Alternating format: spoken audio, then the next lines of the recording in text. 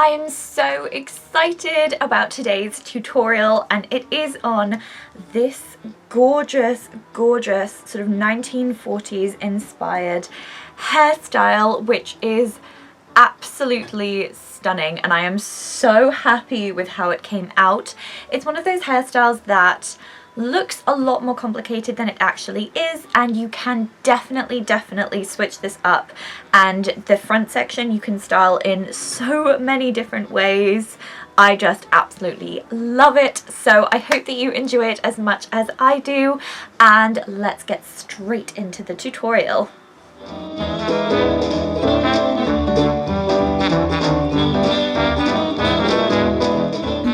I'm starting this tutorial with day 4 hair.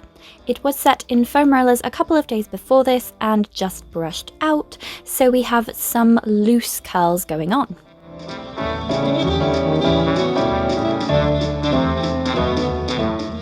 There are a few things you will need for this tutorial: a pomade,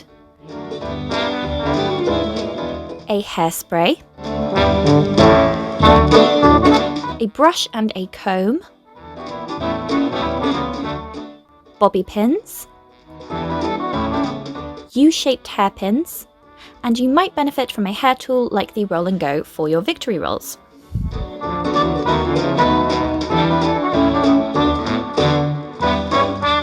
Begin by smoothing a small amount of pomade through the hair to add shine and reduce frizz and flyaways, and I'm brushing that well into my hair.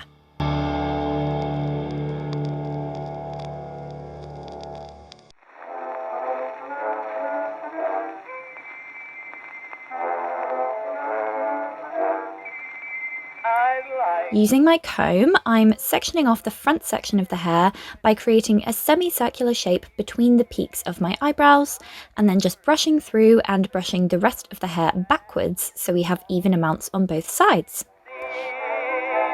But as we are engaged, and as I soon will be your own, give me a ring at lunchtime every day upon the phone. Secure this front section into a loose pin curl on top, just to keep it out of the way while we work on the rest.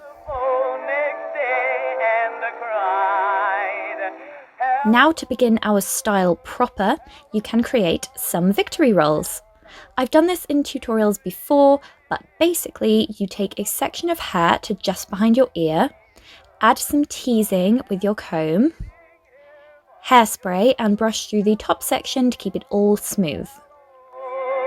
Wherever have you been? I've got a ring that you can't ring on. Then, using your Roll and Go hair tool or your fingers, create the victory roll by winding the ends around your chosen tool and rolling down towards your head. I'm pinning this in place with bobby pins inside the roll, and then using the larger U-shaped pins to fix up the shape and to close the tunnel at the back so you can't see through it.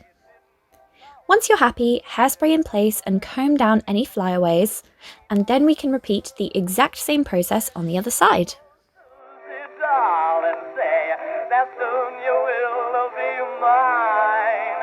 A man's gruff voice replied, "You silly coon, get off the line. The number's wrong," he loudly swore. Jones rang again and cried once more, "Hello, hello, hello, Susie Green. Come along, because I am waiting here for you. Hello, hello, wherever have you been?" Now that we have our victory rolls, we can get to work on the front section. I'm taking the whole section and pushing it upwards to find a natural bend in the hair, which I'm moulding with my fingers and then securing in place with a bobby pin pushed into that section.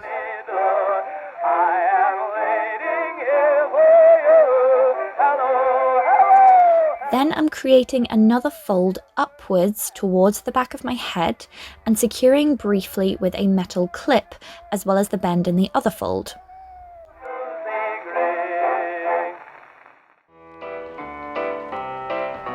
Splitting the tail of that hair in half, I'm creating 2 small pin curls with my fingers and positioning them where I think fits best and pinning down with bobby pins. You can be really very creative with this section, and depending on how much hair you have, you might be able to create more pin curls or rolls than me.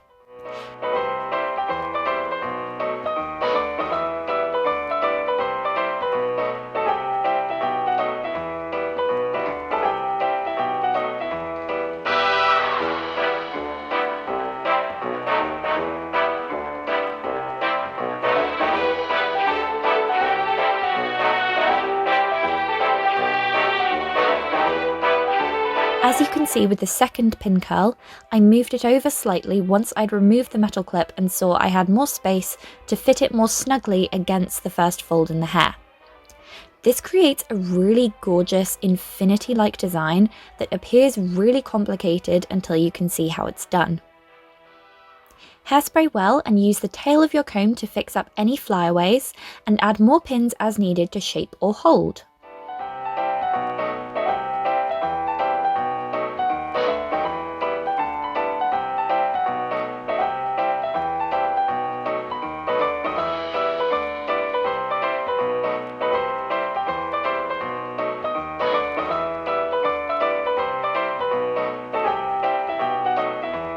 For the rest of my hair, I'm just brushing and combing it into some soft waves as I like it, and using a hand mirror to check the shape at the back. And then we are all finished.